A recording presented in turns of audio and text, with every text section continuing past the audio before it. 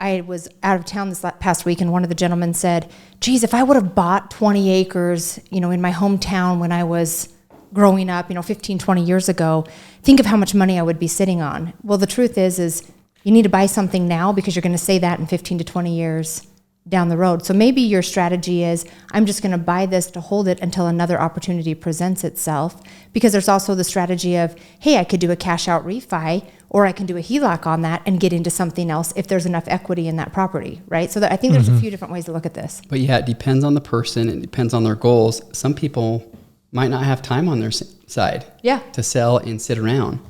Some people might want to just keep their property or get cash flow because that's where they're at. They're looking for retirement money. And maybe they're in a position that they can't get more loans down the road, so they're trying to get as many as they can right now.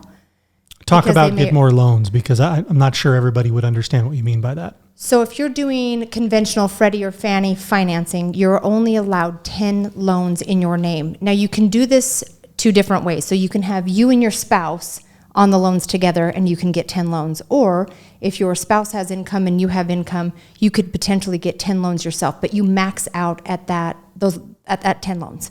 After that, you'd have to go commercial or pay things off. So people like to take advantage of that financing because they usually have better terms, a 30-year fixed, a lower interest rate than something that's commercial. Yeah, we could talk about this a long time.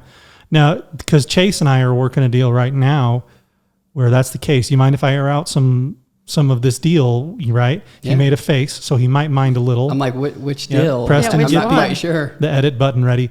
But no, you found yourself making money, an offer you couldn't refuse on some land. You sold it, and you've got to do a 1031. Yeah. And I had a listing on a duplex, and it's an okay deal.